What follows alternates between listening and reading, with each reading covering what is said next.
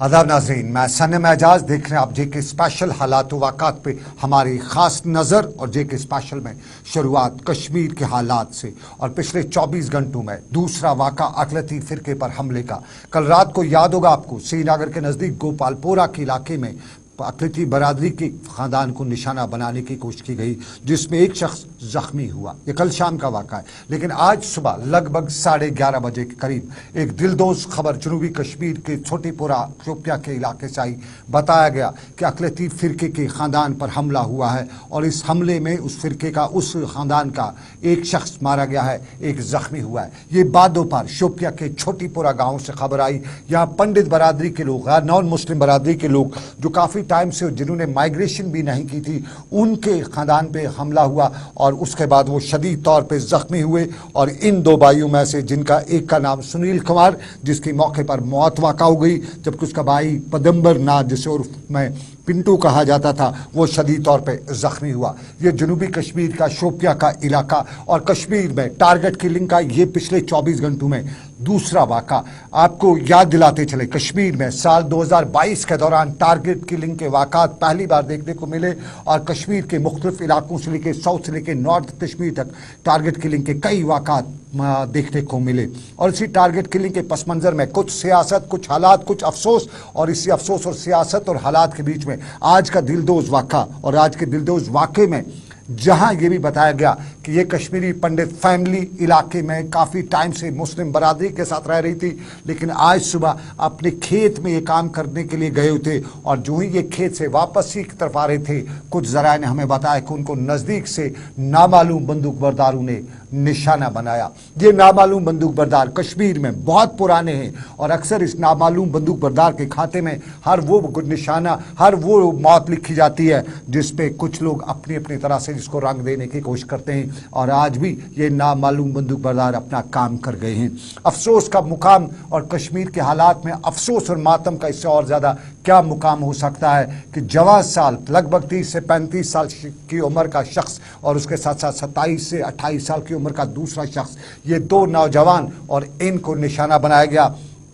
कश्मीर के हालात की नज़र इनको चढ़ाया गया, कश्मीर की बैंड चढ़ाया गया। और ये बैंड चढ़ाने का सिलसिला पहला नहीं है। 2022 याद रखिएगा, हमारी अक़लियती बरादरी के लिए सबसे परेशान कुन या सबसे तूफ़ान भरा साल रहा है। और इस 2022 के दौरान हमने राहुल की मौत देखी, हमने श्रीनगर में बिंद्रू की मौत देखी, हमने कश्मीरी पंडित की मौत देखी, हमने बिहार के नॉन मुस्लिम मजदूर की मौत देखी टारगेट किलिंग की वजह से, और हमने सरपंच से लेके हमने पुलिस एहलकार को टारगेट किलिंग का निशाना बनते हुए देखा। हमने मौत का खेल कश्मीर में देखा और ये मौत का खेल जारी है। लगभग पिछले 1 से 1.5 महीने तक कह सकते हैं हम, कुछ हालात इस तरह के नहीं बनते जा रहे थे और हालात में कुछ बदलाव था। लेकिन आज अफसोस कनान, आज मातम कनान, आज वो हाल जिसके लिए हर आंख नम है, हर कुंबा सुरगवार है।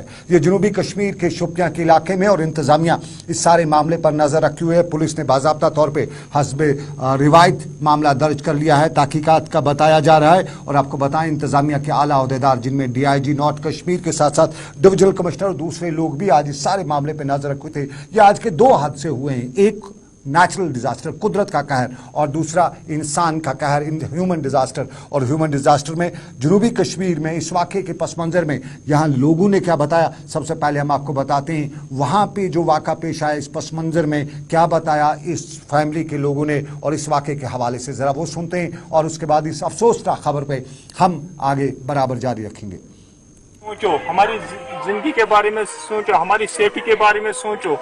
देवकाम का जवाब ये है, आप अपने गांव में बैठो, अपने उतरी गांव वालों के साथ काम करो, उतरी मारो। मैं अपने गांव के बाहर आपको नहीं ले सकता हूँ, ये देवकाम का जवाब है। बोला, और मेरे हाथ में कुछ नहीं है, मैं कुछ नहीं कर सकता हूँ आपके लिए। तो ये देवकाम, फिर मैं DC साहब के पास गया, DC साहब पहले बात ही नहीं सुनते, उसके बाद बोलते हैं जो बोलना है बोलो और निकलो।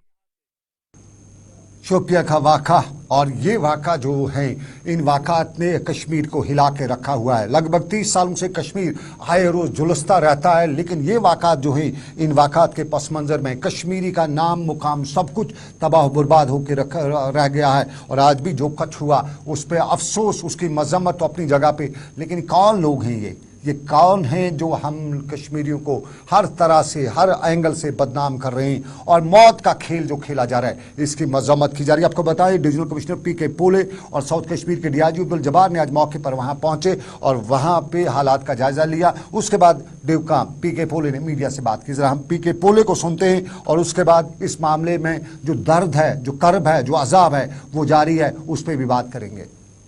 दूसरी जगह देने की बात जो है इसमें से कुछ एक मुझे अब याद नाम नहीं है, लेकिन एक फैमिली को जो है हमने हॉल जो कैंप आता है उसमें भी कमरा दिया हुआ है जी। अभी जो है क्योंकि बागात का टाइम रहता है, फुलियस ज़्यादा रहता है, नज़दीक से आपको 5 मीटर से भी नहीं दिखाई देता है। इन दिनों में जो है चांसेस ज़्यादा बढ़ जाते हैं, खास करके रूरल एरियाज़ में।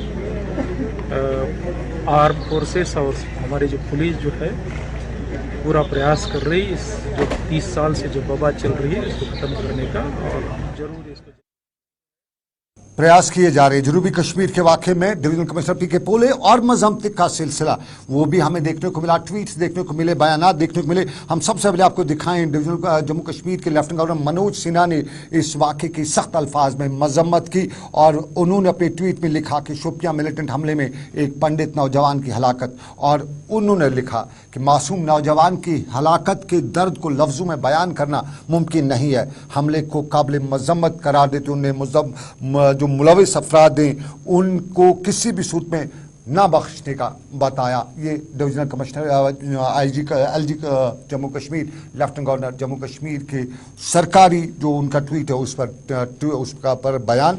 लेकिन आपको बताएं इस वाक़े ने सबको हिला के रखा हुआ है। कश्मीरी पंडित डरी हुई है, पहले भी डरी हुई थी, और कश्मीर में जो प्राइम मिनिस्टर कोटा के जरिए नौकरियां कर रहे हैं, यहाँ रहने के लिए आए हैं या वापस कश्मीर के लिए 90 के बाद जो हालात बने उसके बाद जो वापस कश्मीर आए हुए हैं, वो जो है पिछले इस साल के दौरान डरे ही रहे। हर वक्त सर पे नंगी मौत की तलवार लटकती रही और इस दौरान कभी मुजाहरे कभी सरकार तक बात। और यही मामला आज भी इन कश्मीरी पंडित भाइयों ने बडगाम की कॉलोनी में भी उठाया हुआ था और आज मुजाहरा किया जा रहा था। मुजाहरे के दौरान मामलात, सवालात और सब कुछ उठाया जा रहा था, बिठाया जा रहा था, बताया जा रहा था, समझाया जा रहा था। और ये वो मामलात हैं जिन पे आम कश्मीरी बेबस दिखाई दे रहा है, चाहे वो पंडित बरादरी से ताल्लुक़ रखता हो या मुस्लिम बरादरी से, वो सिख बरादरी का हो या किसी और कम्युनिटी का, डरा हुआ, सहमा हुआ, बेबस, और अपनी बेबसी का इजहार भी नहीं कर सकता है। और इसी बेबसी का इजहार आज बडगाम में करते हुए इन लोगों ने बताया कि आखिर जाएं तो जाएं कहाँ, क्या कर रही है सरकार, क्या कर रहे हैं वो सब लोग जो इस सारे मामलात में कहीं न कहीं हमें सामने आना चाहिए था। ज़रा बडगाम में आज पंडित बरादरी का जो मुजाहरा था उस दौरान उन्होंने क्या बताया वो आपको दिखाते हैं। देखिए, हमने गवर्नमेंट से अपील की कि हमें रिलोकेट करें, बिकॉज हम यहाँ पे सेफ नहीं है। ठीक है, कंटिन्यूसली टारगेट किलिंग हो रही है, आज फिर से हुई, कल भी हुई, तो हम यहाँ पे सेफ महसूस नहीं कर रहे हैं। तभी हम गवर्नमेंट से अपील कर रहे थे कि जब तक आप यहाँ पे नॉर्मल सी लाएंगे तब तक हमें कहीं पे मतलब सेफ जगह पे रिलोकेट करें, बस इतनी ही डिमांड थी। लेकिन गवर्नमेंट हमारे बारे में कुछ सोच ही नहीं रही। देखिए, उम्मीद तो ज़्यादा नहीं दिखाई दे रही थी। सिफारिशी वाले लोग तो रिलोकेट हो गए, मतलब उन्हें जम्मू भेज दिया गया, और उसके एडिशन में गवर्नमेंट बोल रही थी कि हम आपको मतलब सिक्योरिटी देंगे। जो गवर्नमेंट पूरी तरह से फेल हो रही है किलिंग रोकने में। माइनॉरिटीज़ को डे बाय डे टारगेट किया जाता है, और वो भी दिन के उजाले में, रात के उजाले में मान लेते। परसों से गरनेट अटैक, तब तक गवर्नमेंट सोई थी, 15 अगस्त के साथ लगी हुई थी, इतनी फौज है, फिर भी वो प्रोटेक्ट नहीं कर पाए उन 2 भाइयों को। वो 2 भाई थे जो पिछले 30 साल से माइग्रेंट भी नहीं हुए थे, वो भी अब यहाँ पे सुरक्षित नहीं है इस गवर्नमेंट के अंडर। हम गवर्नमेंट से अपील कर रहे हैं, क्वेश्चन कर रहे हैं कि अभी ये बडगाम में पंडित बरादरी के लोग और इस सारे मामलात पर हिंदू क्या मुसलमान जो भी कश्मीर में रहता है इस वाक़े से डरा हुआ है, सहमा हुआ है, खौफजदा है, और होगा भी क्यों नहीं। मौत के नंगा नाच जो है वो खेला जा रहा है, और उस मौत के इस नंगे नाच में कभी मुसलमान, कभी पंडित, कभी सिख, किसी न किसी को टारगेट बनाया जाता है। ये कश्मीर है, यहाँ उस्ताद को टारगेट बनाया गया श्रीनगर में। ये कश्मीर है, यहाँ बैंक मैनेजर को साउथ कश्मीर में टारगेट बनाया गया। ये कश्मीर है, जहाँ चाडूरा में गवर्नमेंट के मुलाजिम को दिन दहाड़े टारगेट बनाया गया। टारगेट किलिंग का वाक़ा और आज के वाक़े ने हिला के रखा है पिछले 24 घंटों का दूसरा वाक़ा, और उसी वाक़े पर ताज़ियत मजम्मत सब कुछ चल रही है। कश्मीर के लोकल शुपिया के लोग, छोटीपुरा के लोग ताज़ियत कर रहे थे, उस गमज़दा कुंबे के साथ ताज़ियत कर रहे थे। उनका एक सबसे जो अजीज़ घर का है वो चला गया है, वो निशाना बना है। और ये वही लोग जानते हैं जिनके घरों में इस तरह के हालात हुए हैं, जिन्होंने अपने आँखों से अपनों की लाशें, अपनों की मैतें उठाते हुए देखा है। ये दर्द वही, ये करब वही समझ सकते हैं। और ये करब और दर्द आज जनूबी कश्मीर में छोटीपुरा शोपियां में पंडित भाइयों को देखने को मिल रहा था। लेकिन सियासी जमातों का रद्दअमल, महबूबा मुफ्ती का ट्वीट भी आया, सरकार ने भी ट्वीट किया। और ज़रा हम महबूबा मुफ्ती के ट्वीट पर बताएं। महबूबा मुफ्ती ने अपने ट्वीट पर लिखा कि शोपियां में टारगेट किलिंग के वाक़े में का सुनकर मुझे बड़ा अफसोस हुआ है। मैं मरहूम के अहल खाना के साथ ताज़ियत करती हूँ। लेकिन ज़रा सियासत भी की उन्होंने और बताया कि मरकज़ी सरकार शुतुरमुर्ग की तरह अपनी आंखें बंद कर रही है, जबकि वहाँ जो मारने वाले हैं वो उधर ही हैं। और जम्मू कश्मीर में जो दिल्ली का जो तैयार करदा बकौल महबूबा मुफ्ती के जो मंसूबा है, नॉर्मल सी की जो जुस्तजू है, वो जो है वो कश्मीरी के लिए अल्फाज महबूबा मुफ्ती के ये। और इसके बाद महबूबा उमर अब्दुल्ला का ट्वीट, नेशनल कॉन्फ्रेंस के सीनियर लीडर उमर अब्दुल्ला का ट्वीट। और उमर अब्दुल्ला ने अपने ट्वीट में लिखा कि इंतहाई अफसोसनाक मामलात, दो मामलात, एक हादसा, दूसरा मिलिटेंटों का हमला, और ये अपने निशान छोड़ के जा रहा है। शोपियां में इस वाक़े की मजम्मत करता हूँ, और इस जिसमें सुनील कुमार और पिंटू मारा गया, सुनील कुमार मारा गया है, पिंटू जख्मी हुआ है, मेरी तरफ से अहल खाना के साथ ताज़ियत। ये उमर अब्दुल्ला का ट्वीट। यहाँ सजाद गनी लोन ने भी ट्वीट किया। सजाद गनी लोन का ट्वीट भी बताते हैं आपको। सजाद गनी लोन ने कहा, शोपियां में बुज़दिल हमला आवरों का एक और वहशियाना हमला। मैं तशद्दुद के इस गुनाह फ़ाल की शदीद अल्फाज में मजम्मत करता हूँ। अहल खाना के साथ मेरी ताज़ियत। ये Sajad Gani Lone people's conference leader का बयान। और आपको बताते चले, अल्ताफ़ बुखारी अपनी पार्टी के लीडर ने भी अपने पैगाम में लिखा कि शोपियां में अक़लियती बरादरी के अफराद पर हमले की मजम्मत करता हूँ। ये बुज़दिलाना कार्रवाई है जिसका मकसद पुरअमन माहौल को ख़राब करना है। सुनील के अहल खाना के साथ मेरी ताज़ियत और पिंटू की जल्द सेहतियाबी और मुकम्मल सेहतियाबी के लिए दुआ गो हूँ। ये अल्ताफ़ बुखारी का। एजाज़ मीर ये पीडीपी के लीडर हैं, एमएलए रहे शोपियां के, और एजाज़ मीर का ट्वीट भी आया आज इस वाक़े पे। एजाज़ मीर इस इलाके के रहने वाले हैं और यहाँ पे इस फैमिली के साथ उसका रिश्ता भी था, क्लोज इसका था, चूँकि वोटर उसके भी थे, उसके साथ साथ उसके कॉन्स्टिट्यूंसी में रहते थे। और ये उसने कहा कि मैं दुआ करता हूँ कि इस जो पिंटू है वो जल्द सेहतियाब हो जाए। एजाज़ ने अपने ट्वीट में ये लिखा। ज़रा तारिगामी का ट्वीट भी आपको दिखाते हैं। मोहम्मद यूसुफ तारिगामी ने भी इस मामले की मजम्मत की। ये मुस्लिम बरादरी के लोग जिन्होंने आज मजम्मत की, हमारी नॉन मुस्लिम बरादरी ने भी आज इस वाक़े पर। ज़रा तारिगामी का ट्वीट देख लीजिए। आई एम अटरली हॉरिफाइड, बहुत परेशान हूँ। और परेशान जो अटैक हुआ है छोटी गाँव विलेज में जिसमें सुनील कुमार मारा गया, इसमें मुझे दुख है, गुस्सा है, गम है, और मैं इस वाक़े की पुरजोर मजम्मत करता हूँ। ये मोहम्मद यूसुफ तारिगामी पीएचडी के तर्जमान का बयान। लेकिन आपको बताएं, हिंदू और मुस्लिम बरादरी दोनों ने इस वाक़े पर मजम्मत की है। और मुस्लिम बरादरी की तरफ से जो मजम्मत की गई है, हिंदू बरादरी ने भी इस पर अपना सख्त दुख रंज गम का इज़हार किया है।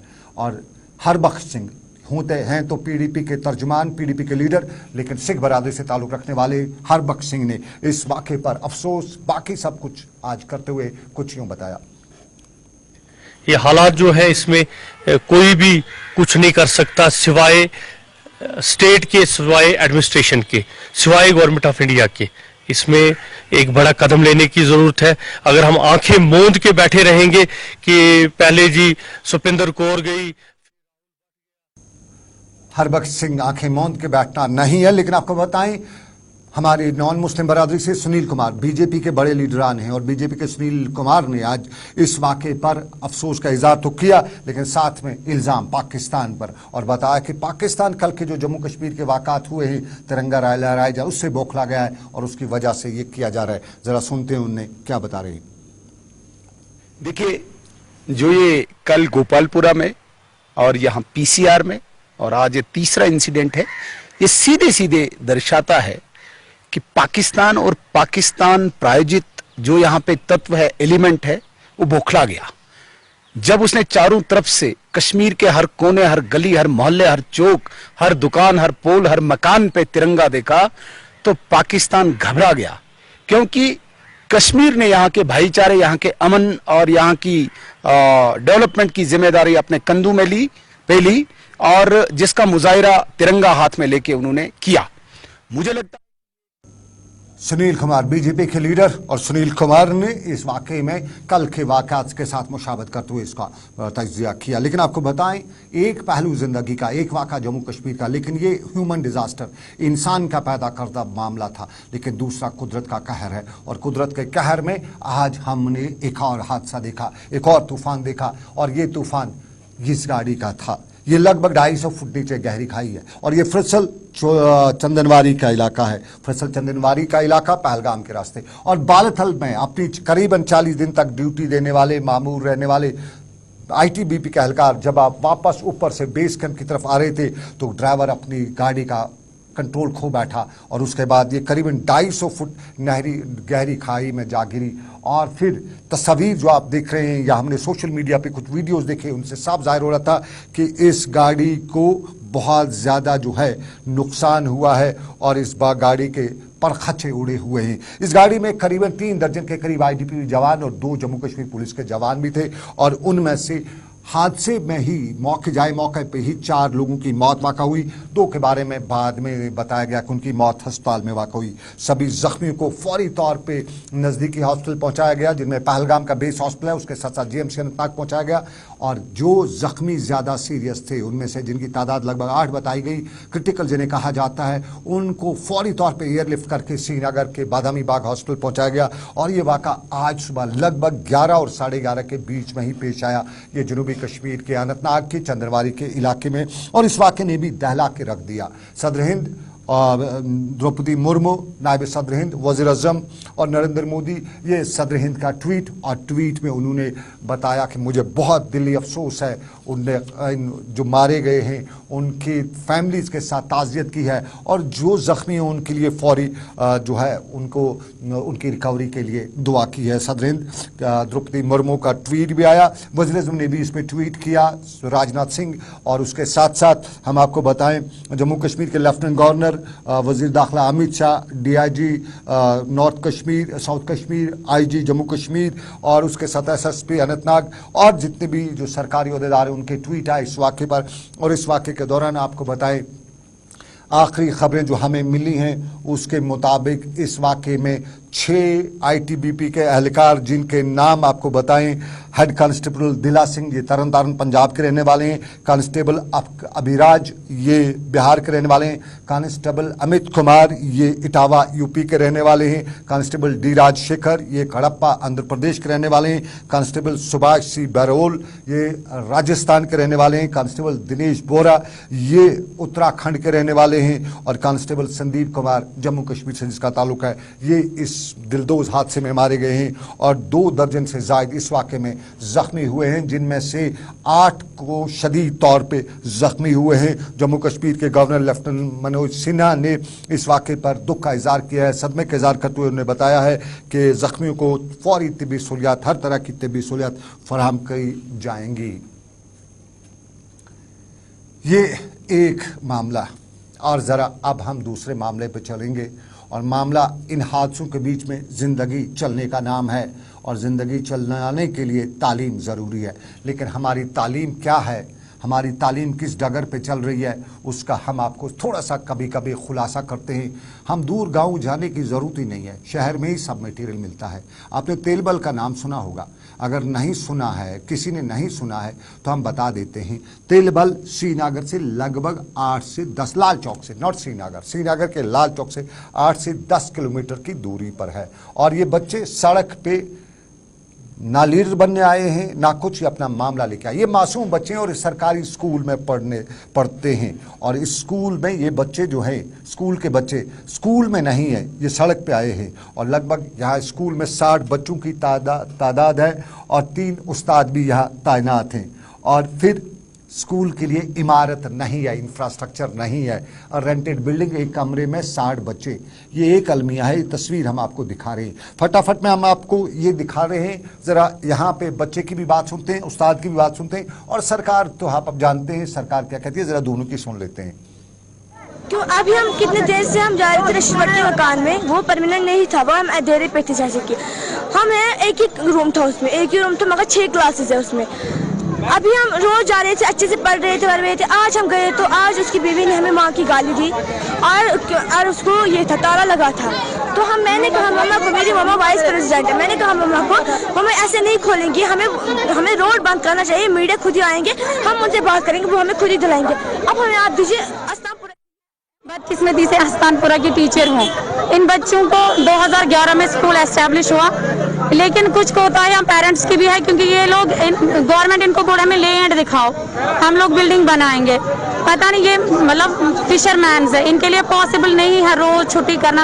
आज इन्होंने अपना स्कूल बंद देखा तो ये आज रोड पे आए, मजबूर होके अपने बच्चों का फ्यूचर देखने के लिए।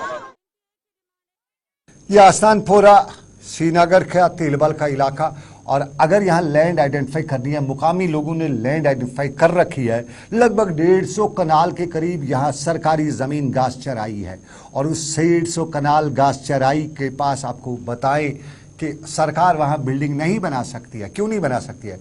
क्योंकि उस 150 कनाल से तो सरकार के कई अफसरों को फ़ायदा होने का भरोसा है। मुकामी लोग बता रहे हैं कि वहाँ पे घासचराई पे कोई लैंडलॉर्ड, कोई लैंड माफिया कब्जा करेगा, उसको बेचेगा, उसके नकली कागज़ बनाएगा, तो फिर बहुत से लोगों को फ़ायदा होगा। लेकिन 60 बच्चे, और यकीन मानिए जब ये तस्वीर देखते हैं तो उन तस्वीर के देखने के बाद अपने बच्चों को सरकारी स्कूल में छोड़ने का, वहाँ जान भेजने का दिल नहीं करता है।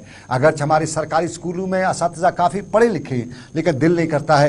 रफ़ीक राथर साबका जो ट्रेड यूनियन लीडर हैं, खुद एक उस्ताद रहे हैं, इस वक्त मेरे साथ मौजूद है। रफ़ीक राथर साहब, बहुत बहुत शुक्रिया मेरी इस्लाही नशरियात में जुड़ने के लिए। राथर साहब, आप तक मेरी आवाज़ आ रही है?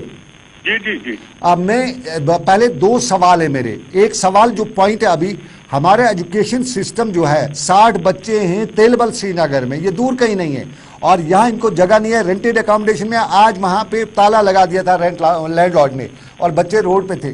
क्या ये अफसोस है हमारे सरकारों के लिए, हमारे महकमे तालीम के लिए, एजुकेशन सिस्टम के लिए? देखिए, इंतहाई बदकिस्मती की बात है कि आप भी इस बात से बखूबी वाकिफ हैं कि यहाँ पर करोड़ों बल्कि हजारों करोड़ यहाँ पर खर्च किए गए इंफ्रास्ट्रक्चर डेवलपमेंट पर, SSA में, RMSA में, लेकिन आज तक इंफ्रास्ट्रक्चर डेवलप नहीं हुआ। और जिस स्कूल का आप जिक्र करें, इस तरह के सैकड़ों स्कूल हैं जो अभी भी रेंटेड बिल्डिंग्स में, और पिछली बार जो मालिकान थे उन बिल्डिंग के, उन्होंने ताला चढ़ाया और सरकार ने उन्हें वादा दिया कि हम अनकरीब उनके वो वागुजार करेंगे, उनके जो बकाया जाते हैं, और या उनके वहाँ पर अल्टरनेट बिल्डिंग्स बनाएंगे, लेकिन ऐसा मुमकिन नहीं हो पाया। देखिए, मैं बार बार कहता हूँ और हमेशा कहते आया हूँ कि बुनियादी जो मसला है वो इंफ्रास्ट्रक्चर की ये कमी है गवर्नमेंट स्कूल में। यही वजह है कि हमारे गवर्नमेंट स्कूल कम्पीट नहीं कर पाते प्राइवेट सेक्टर के साथ, और फिर नजला उस्ताद पर गिरता है। आप बखूबी इससे वाकिफ है किस तरह से उस्ताद की फिर तनकीद होती है, उनके खिलाफ एक्शन होती है, उनको टर्मिनेशन की धमकियां देकर उनकी फोरफिट की जाती है, उनकी इंक्रीमेंट वगैरह। लेकिन आपको बेसिक देखना पड़ेगा कि आप जिस माहौल में वो उस्ताद काम करता है, क्या वो माहौल मुवाफिक है जो न्यू एजुकेशन पॉलिसी के हवाले से, या क्वालिटी एजुकेशन की आप बात करते हैं। तो इस तरह के हजारों हमारे पास मिसालें हैं। रफीक साहब, हमारे मिसालें, रफीक साहब मिसालें बहुत है। मैंने कल JVC का स्कूल देखा, JVC हॉस्पिटल के सामने। मुझे अंदर स्कूल में जाते ही मुझे खुद को वोमिट होने लगा था, मेरा हाल ख़राब होने लगा था, मेरा अनकॉन्शियस होने लगा था वहाँ पे जो हाल है। लेकिन अगर दुनिया के किसी तालीम तरक्की याफ्ता मुल्क में ऐसा हाल होता एजुकेशन पे, तो वहाँ सरकारें गिर गई होती। यहाँ के अफसरान से कोई पूछने वाला है? आप तो बड़ा टाइम दे रखा है इस सिस्टम में, क्या है हमारे सरकार के अफसरान का करना? एजुकेशन हमारी प्रायोरिटी है जी, इससे भी वाकिफ है देनी है, आपके रोड पर देनी है, आपका कोविड ड्यूटी देनी है, आपका जो भी काम करवाना है, सेंसस करवानी है, और बाकी चीजें आपने देखा कि जो स्वच्छ भारत के तहत वो जो आपने वो टॉयलेट्स को यहाँ पर बनाए थे, उनकी वेरिफिकेशन करें, वो सारा का उस्ताद से करवाया जाता है, उस्ताद से हर एक काम करते हैं पढ़ने की। चलिए रफीक पढ़ने और साहब, पढ़ाने के रफीक अमल से उसको दूर रखने के लिए हर यहाँ पर उठाया जा रहा है। इंतहाई बदकिस्मती की बात है, सरकार कभी भी एजुकेशन को प्रायोरिटी पर नहीं देती और यही वजह है कि हमारे गवर्नमेंट स्कूल। रफीक साहब, मैंने आज आपको इस प्रोग्राम में खासतौर पे इसलिए बुलाया था कि पिछले कुछ दिनों से सोशल मीडिया पे हमारे असातिज़ा की कुछ वीडियोस वायरल हो रही है, उनमें वो ट्रेनिंग दे रहे हैं।